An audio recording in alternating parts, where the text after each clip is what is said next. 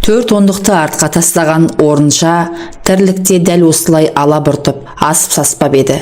Елемес Рамазанұлымен ғұмырында бірінші рет беттесіп креслоға маңғаз отырған оның қою қара шашыны алғаш рет абайлап тарақ тигізіп, алақанымен уыстап ұстайтындай көңілі алып ұшып орнына түспеді.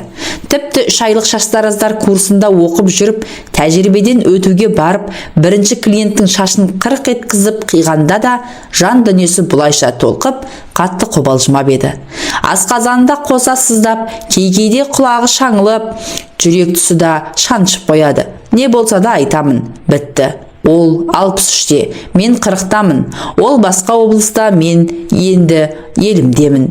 Менде адамша өмір сүріп, түтін түтетуім керек, ана болуым. Осыны ойлағанда мүдіріп қалды. 40-тан асқандар да бала тауып жатыр ғой. Қойшы, нағашымның әйелі 50-ден асқанда туды. Мен бірақ аналық мүмкіндігімнен айырылып қалғам жоқ бекеммін. Орынша үстіне қара көйлегін іліп, бетіне опа жағып, ерін шиедей ғып бояп, тым әспеттенбей-ақ қарапайым күйде кездесер жерге жетті. Кешікпес пе екен, кім біледі? Мен ешқашанда кешікпеймін. Ол облыстық әкімшіліктің алдына келгенде қара джип қасына тақау тоқтады да, есік ашылып, ішінен әкімнің көмекшісі шықты. Мінгізіп алып, таныс жолмен тартып отырды. Бұл жол тау етегіне апарады. Осыдан 20 жыл бұрын осы жолмен алғаш жүргенде қыз болып барып, әйел болып қайтқан. Онда Елеусіз Рамазанұлы облкомның бірінші хатшысы болатын. Өзі жұмысты жаңа бастаған обкомның шаштаразы. Бірақ рет шашын алдырып, сақал мұртын бастырған адамның қонаққа шақырғанына қатты таңғалды. Бәлкім сақал шашын алатын болармын деген дегенде. Бірақ онда ескерту болмады. Құрал саймансыз қырқол шықты. Тау етегіндегі саяжай дегені даңғарадай 2 қабатты үй екен. Бірінші қабаты кеңсе сипатты мәселе шешетін орында, екіншісі жатын орын, душ бөлмесі, кино залы секілді этикалық мәні бар құндылықтар. Бірден екінші қабатқа көтерілді. Бірінші хатшының көмекшісі шешіндіріп, киімін іліп, жаюлы дастарханға келді. 3-еуі ғана. Шайды де көмекшісі дайындап, даяршыдан бетер зыр қағып жүр. Сып-сидам жігіт, еркек басы мен әйелдің тірлігін майысып, мінсіз атқарады екен. Шайды мен құяйын дегенде Елеусіз Рамазанұлы: дұрыс-ақ, Жарқын, сен таңертең кел, деп көмекшісіне рұқсат беріп, шайнектің құлағын қызға ұстатты. Тағам толы үстел басында екеуі қалды. Дастарханда құс үстінен басқаның бәрі бар. Бұл көрмеген балық пен уылдырық, оралған кәмпит пен ашық-шашық жатқан кәмпиттің неше түрі. Қызыл гүл мен жасыл жапырақтың бейнесі өрнеленген тіске жұмсақ топ-томпақ торт. Құйған шайың тәтті екен, деді обком басшысы кішкентай баладай тіл шығара сөйлеп.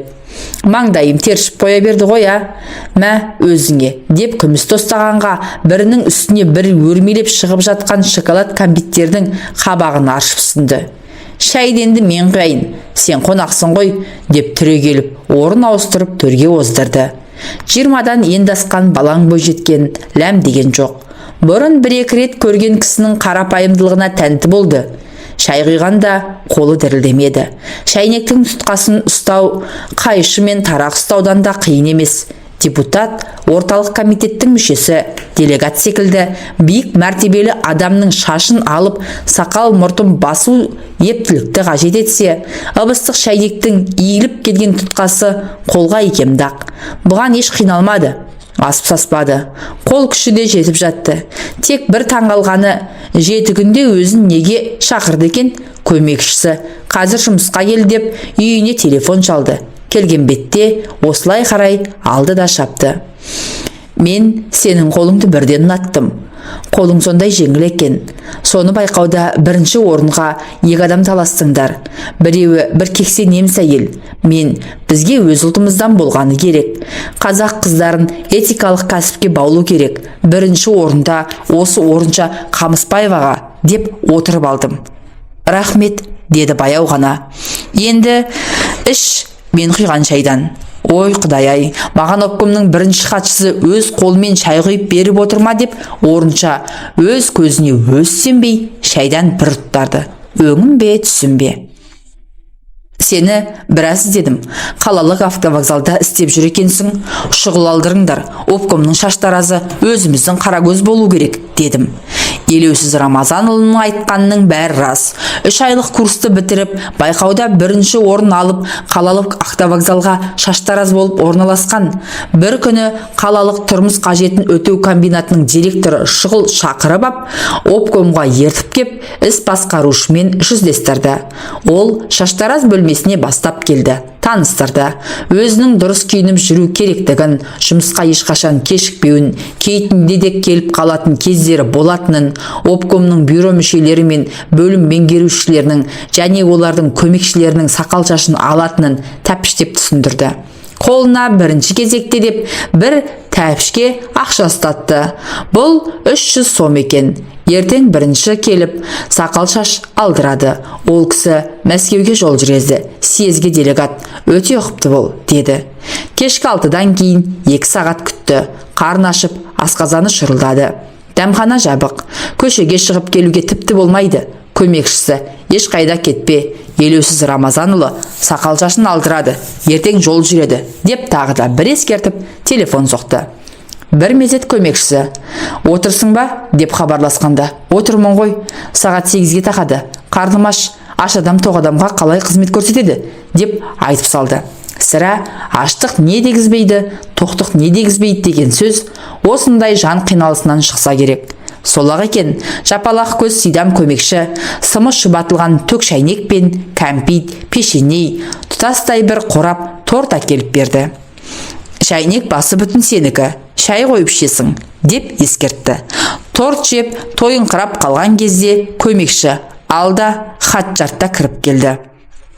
Жұмсақ креслоға жайғасқан жас шамасы 40-тарға тақаған кісі: қандай үлгіде алайын, деп шаштараздың дәстүрлі сұрағын қойғанында таң қалды. Қысқашасы, Мәскеуге кетіп барам ғой, сосын өзіңе ұнағанын жасай бер. Партия, совет қызметкерлеріне селдір селкеуі жоқ, құлақты ашқан қысқа шаш үлгісі тән әрі бұл үлгі басшыны тойған қоздай монтитіп көрсетеді. Елеусіз Рамазанұлы, сақал мұртыңызды алайын ба? Ал өзің сұрап тұрғанда, деп күлді. Хош иіс аңқыған көбікті көпірште жағып, атақты бетті әп-сәтте тазартып, соңынан майдай жұмсақ алақаны мен бет жылтыратқыш иіс маймен сүйкеп, әртүрлі гүлдердің жиынтығынан жасалған әтір бүрікті. Енді Мәскеуге ұша беруге болады, деді креслодан тұрып жатып. Елеусіз Рамазанұлы маңдайы ашық, қырғи тұмсық, жуан мойынды, нағыз еркек тұлғалы азамат екен. Мана аққа оранып отырғанда айнадан көздері түйісіп қалып, абдырап, құлақ түбіндегі шашты қайшының ұшымен сәл ауырта қырықты. Соны байқаған ел ағасы айнаға тура қарамай, көз ырбатысып қалар сәтте жанарын төмен салды. Құлақ пен танау ішіндегі тікірейген қыл қыбырды түтін қалдырмай қырқып, тазалау шаштараздың саусақ ұшынан қалмайтын ұсақ түйек болғанмен ұқыптылықты қалайтын міндет. Ол үшін үшкір қайшының ұшын шебер пайдалану қажет. Адамзаттың осы екі мүшесін өте сезімтал қылып жаратыпты. Тіпті тиіп кетсең қытығы келіп тез оянатын сезім мүшелері де осы екеу екен. Сондықтан әрі сақ, әрі абай болуды ұстаздың аузынан талай естіген. Тіпті қастың шошайып тұрған артық қылын қайшы ұшымен қырт еткізіп қиып тастаудың еш қиындығы жоқ. Бір еңкейгенде-ақ епті қолдың қажырымына кететін әдіс. Анда-санда өтетін шаштараздар семинарында сабақ жүргізушілер партияның бас хатшысы қалың басын бояп, ерекше күтімге алатынын да сырғып айтатын. Ал шаш пен қасты бояу да шаштараздың шеберлігіне тән етіп таңдайтын жұмыс. Келуші тапсырыс беріп, қажет етсе, сен қашанда дайын болуың керек. Хош иісі аңқып, сандықта сығылысқан әртүрлі бояу сенің қолың арқылы әсемдік әлемін бұрқыратып шығып, өзге бір жанның жан дүниесін рахатқа бөлуі керек. Бұлар бетпе-бет осылай жүздескен. Арада 15 күн өтіп, Мәскеуден келісімен түн жамылып тау етегіне тағы да кездесті.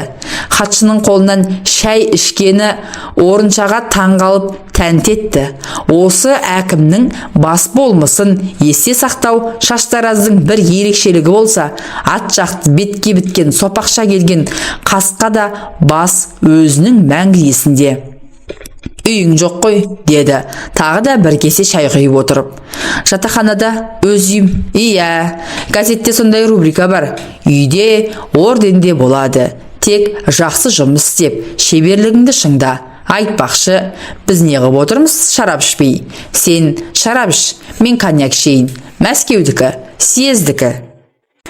Облыс басшысы өз қолымен тырна сирақ рюмкеге құйған қызыл шарапты жартылай ішті. Көз қиығын бір салып өткен хатшы армян коньягын түгел тауысып қойды. Тағы да құйды. Мынау менің алтын қолым. Біздің қыздардан Шаштараз бен кітапханашыны көбейту керек. Қазақ бұларды мамандық деп есептемейді. Сенің этикалық талғамың үшін, общем сен үшін. Орынша тағы да орталай алды. Бұрын қыз ойнақтарда тәтті дәм тіл үйретін шарапты жақсы ішіп жүретін. Оның үстіне самаладай жарқыраған жиһаз бен жаңаша ләззат берер құнттай тазалық көңілін бірнеше саты жоғары көтеріп тастады. Ергезек үшке дейін, енді біздің туған жеріміз үшін. Съезде біздің ел жақсы аталды. Соған қосқан біздің облыстың да үлесі зор. Елмен жер үшін, деп өзі түгел ішіп қойды да, жартылай қалған бұған тура қарап ештеңе демеді. Сосын орнынан тұрды. Қабырғадағы төрі, бұрышты, нән сағаттың тілі тырс-тырс етіп түнгі 10-ды көрсетіп тұр. Айтпақшы, Мәскеуден әкелген сыйлығым бар, деп арт жақтағы сандықшаның аузын ашып, іле сарт жауып, ақ бантик байлаған 4 бұрышты қорап ұсынды. Күйеудің шаш сипары Клеопатра аталған француз иіссуы. Түннің бұруақ болып қалыпты. Жуынам десең душ анау. Жуынып ал. Орынша осы бір қарапайым адамның айтқанына қарсылық көрсетпей көне берді. Төбеден жылы су бүріккен душ астында тұрып, жаны рахаттанды.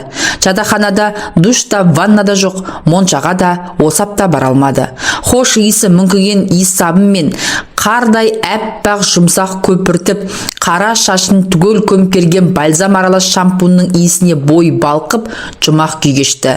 Қызыл шарап ұйқысын келтірді, бірақ осы бір қамқор адамнан қорықпады. Бір рет сақал шашын алып, біріне жақын тұрған сәттен кейін бұл да көптің бір адам екен ғой деп көңілі сабасына түсті. Жуынып шықты.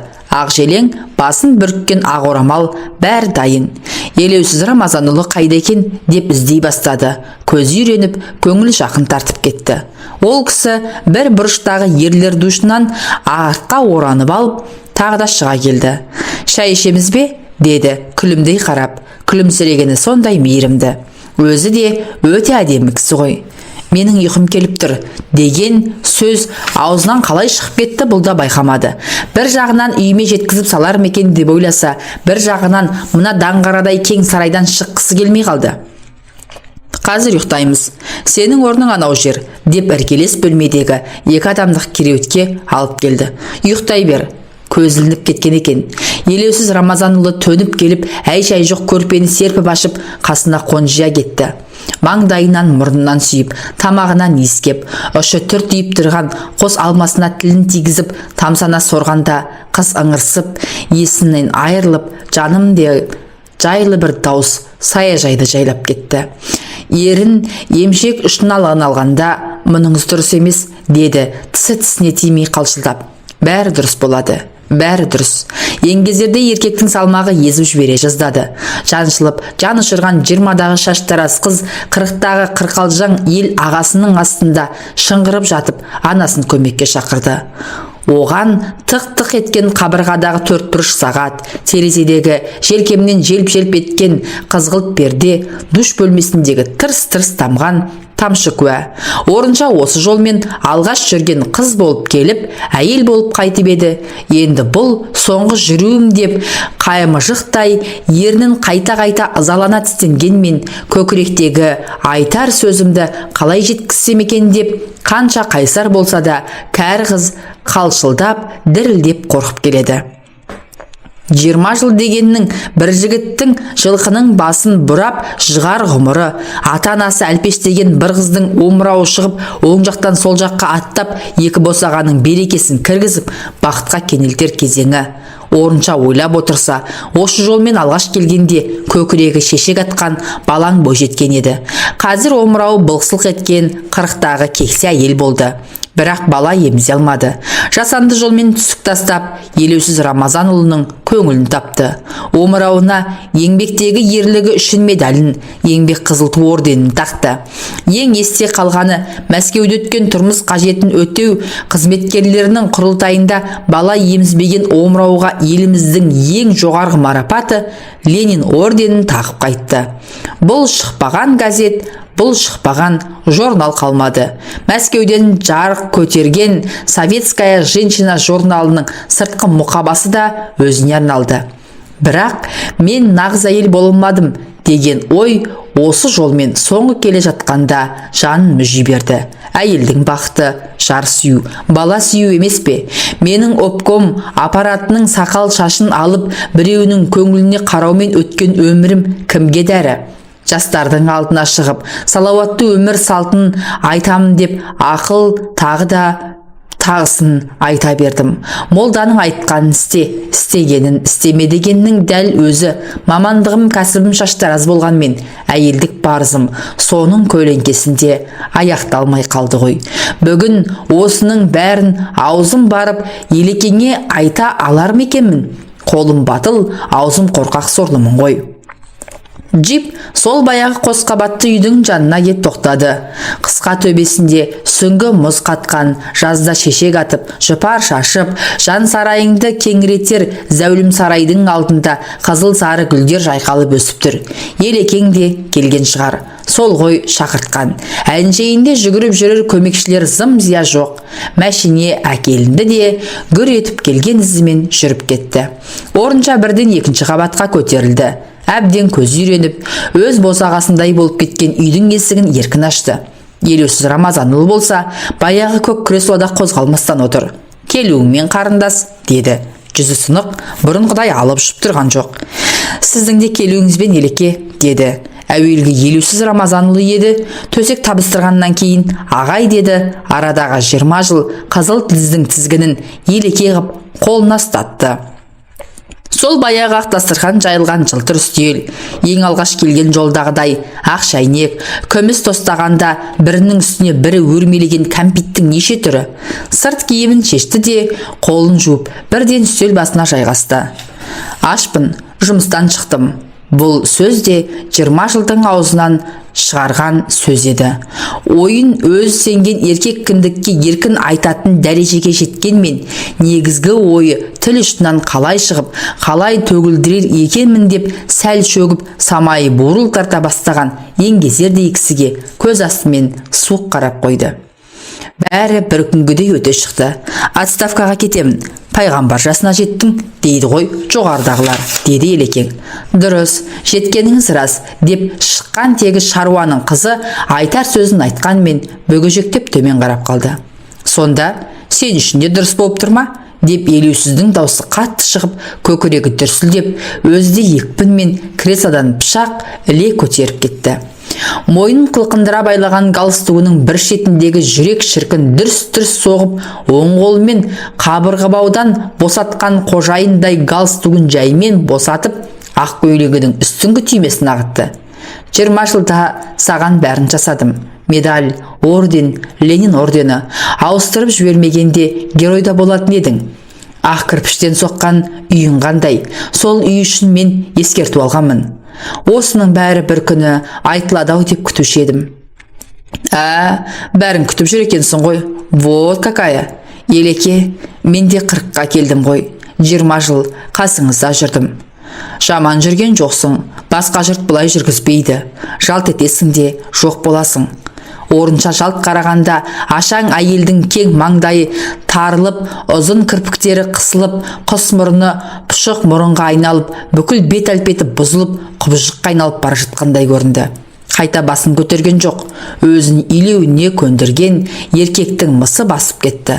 Бұрын бір қарағанда үн-түнсіз бәрін түсініп, ығына жығылып, ыңғайына көне беретін.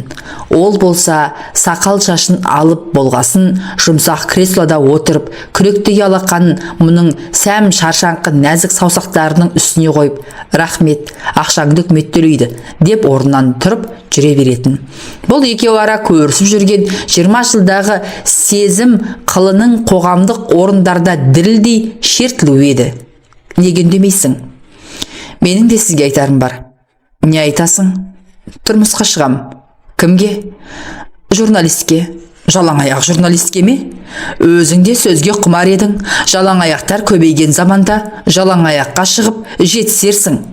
Не? Менен жалықтың ба? Елеусіз кібіртіктеді. Тағы да бір түймесін ағытып, галстугын төмен тартты.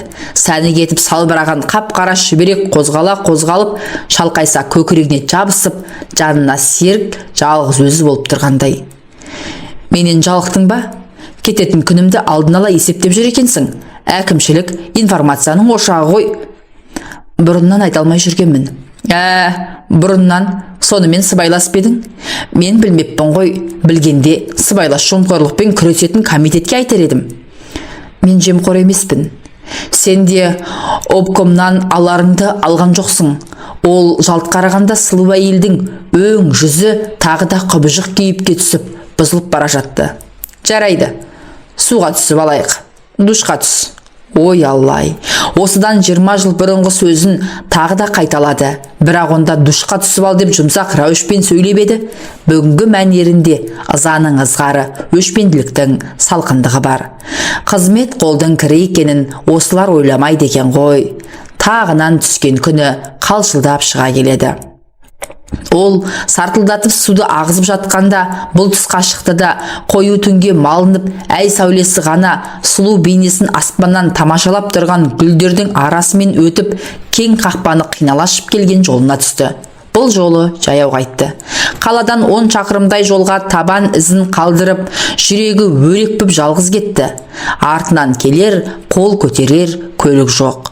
Бұл бір өмірден бөлініп алған бейсеуіт жол. Бұл жолмен тек облыстың бірінші басшысының ғана көлігі жүреді. 10 шақырым тек қара табанның қажырында ғана қалған орынша мұны біледі. Оны тұрмысқа шықпақшы жігіті Тұрматтың бейнесі алға жетелеп келеді.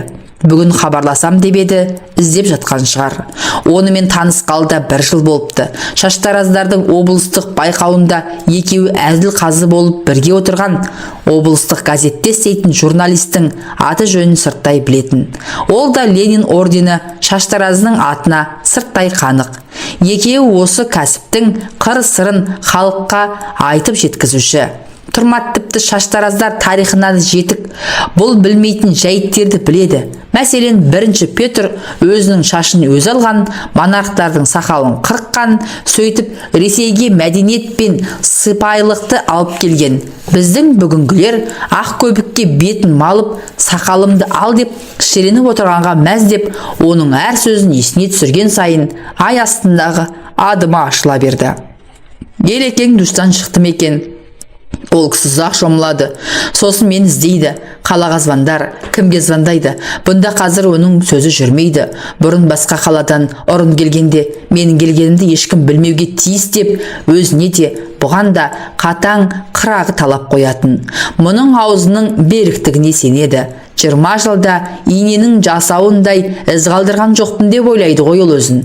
Ал орыншаның Елекең білмейтін бір сыры бар. Ол басқа облысқа ауысып кеткесін, Мәскеуден обкомға шұғыл тексерумен бір инспектор келген. Түн жамылып тәтті ұйқы құшағында жатқанда телефон шырлы оятты.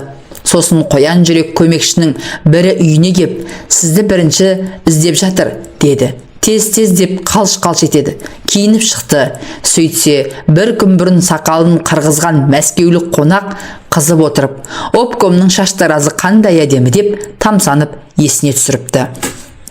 сол сөз аузынан шығуы мұң екен, сізбен бірге қасыңызда отырса қалай қарайсыз, деп құрақ ұшып бірінші хатшы. Қарсы емеспін деген бір ауыз сөзден кейін көмекшісі обкомның ақ кірпіштен соғылған ақшаңдақ үйіне қарай құстай ұшып, өзін көптен жүрмеген кәнігі жолмен саяжайға жеткізді. Қонақ көзіне ұйқы тығылып, әлсін-әлсін езуін керіп, еснеген кезде бірінші хатшы: біз қозғалайық, деп мәскеуліктен рұқсат сұрады. Сіз демалыңыз, шаштараз қажет болса қасыңызда қалады. Ол шығып бара жатқанда оңаша шақырып ап: не тастап бара жатқанымды білесің, деді қабағын түйіп. ертең сөз көбейіп жүрмесін. Мәскеулік инспектор душқа түс деп те айтпады, бірден бас салды. Тілге келтірмей, не болғанын өзі білмей, отанымыздың жүрегінен келген тергеушінің зілдей салмағының астында таң атқанша жаншылды. Ертеңіне жұмысқа бармады. Әуелі шаштараздың келмей қалғанын арнайы біліп, сосын қонақтардың кешкісіне сүйсініп, әуелі өзіне өзі, сосын өзінің алдындағы елемес Рамазанұлының мәрттігіне қатты риза болды. Шаштаразын бірге алып жүретін қолбасылар болған, қазір сондай хатшылар бар. Елекең мәрт, тіпті жомарт екен. Әйтпесе өзі тәрбиелеген мынадай Анжеликаны көзі қиып тастап кету дегенің? Хатшының алғысы да, құпиясы да ішінде қалды. Осылай ұлттар достығына біз де үлесімізді қосқанбыз. Елекеңе осының бәрін ескерткенде не істер еді? Мәскеулікке аузын ашалар ма еді? Қайдан шықсын онда ерлік? Оның алдында сілейіп отырғаннан басқа не бітіреді дейсің? Көп болса өзінің орнына келген хатшыны сыртынан сілейтіп бір боқтар. Бұлардың жігіттігі бір сәтте жуылып кетеді ғой. Ол ай қараңғылық астында ерін қайта-қайта тістелеп, қайырылмай кеткен жастығын қия алмағандай, ішін ыза кернеп, даңғыл жолдан иіліп басталған жалғыз аяқ соқпаққа қарай бұрылды. Елекең іздесе таба алмай қалсын. Бұл соқпақта қалаға апарады. Оны Тұрматтың сүйкімді бейнесі алға қарай жетеледі. Қаншама рет телефон соққан шығар. Екеуі ара көк әңгімеден кейін бір күні газеттен басқаға бақыт сыйлаған деген очеркті көрді. Бұрын өзі туралы талай жазылса, мына жазуға Орынжанның жүрегі елжіреді. Мөлдір құдыққа үңілгендей жанының тереңіне үңіліп, жан сезімін ашып көрсетіпті. Бақыт деген не деп сауал қойып аяқтапты очеркті. Мен үшін бақыт дегенім өзгеге әсемдік сыйлау, өзгенің көңілінен шығу, оның шаштараз айнасынан өзін көріп, орындықтан риза болып тұруы. Бәрі рас, сұрағаны да, айтқаным да рас. Бірақ адам бақытты басқада емес пе? Әйел бақыты жар сүю, бала табу, оны тәрбиелеу. Тұрмат бәрін емеурінмен білдіріп тұр. Өзі де бақытын таба алмай жүрген жігіт екен. Үйленгенсін бір аптадан кейін жұбайы кенеттен қайтыс болыпты. Сонан бері 40 жасқа дейін жалғызбасты күнге шыпты. Екеуінің түйдей құрдас екені, көргені мен түйгені, жеке басының мұңы көз алдынан кинолентадай жылжып өтіп, Орынжаны еш шаршатпады. Көңілі қобалжығанда, көкірегіндегі запыранды сыртқа шығарып тастағанда, жаны жеңілдеп, Алтай тауының ағараңдағы жаздың салқын самалы астында сергек басып келеді. Салмағы жеңіл қара сөмкесін біресе оң қолына, біресе сол қолына ауыстырып, жан дүниесінің ар жағынан бір айқайлаған тәтті дауыс естілгенде, қала оттары көрінді.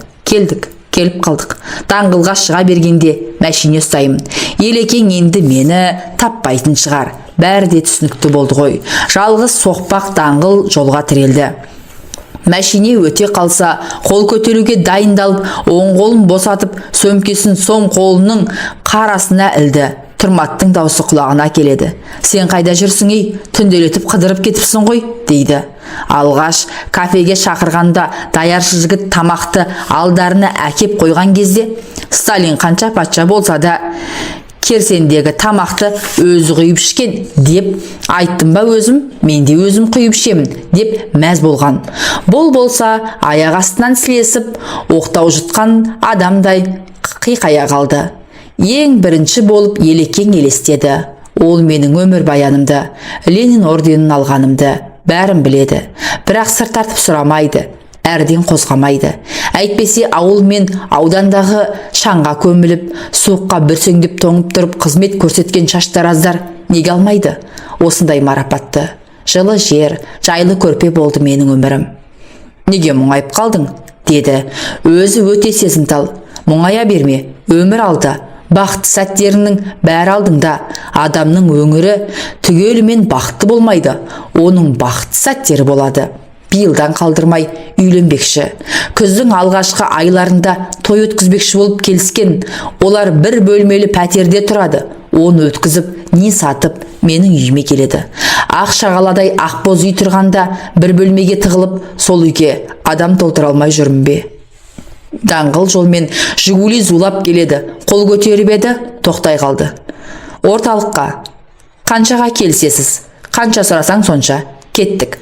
Мәшине ақшаңнан зәулім үйдің алдына келіп тоқтағанда теледидарға қараудан көзі талмайтын жүргізуші жігіт жолаушы әйелді шамыртқандай болды. Сіз атақты Шаштараз Орынша Қамысбаева емессіз бе? Деп сұрағысы келді де, әдеп сақтап тілін тістеп қалды. Кірген бетте телефонның нөмір ажыратқышына үңілді. Тұрмат 1, 2, 3, 4, 5 рет соғыпты. Қазір бейуақ, ыңғайсыз болар. Таң атысымен өзім хабарласам. Жүрегі алқынып, аузына тығыла берді. Өз қолының тамырын ұстады. Бүлк-бүлк. Жүрегіне жұмсақ алақанын қойды. Дүрс-дүрс. Телефон түбіндегі ақ креслоға шалқайды. Екі қолы көтертпей, он саусағы қимылсыз салбырап қалды. Телефон шырр етті. Қолын көтеріп тұтқаға жеткізе алмады. Тағы да шырр. Тұрмат қой мынау. Бар күшін сарп етіп серпіліп барып нәзік алақанын тұтқаға тигізді. Бұл қалалық полициядан. Бізге Қамысбаева Орынша керек. Аузынан жылмышы қан атқып кетіп, шалқасынан түсті. Қызыл қан кезерген еріні жуып шайып төмен қарай тырс-тырс тамшылап тұр.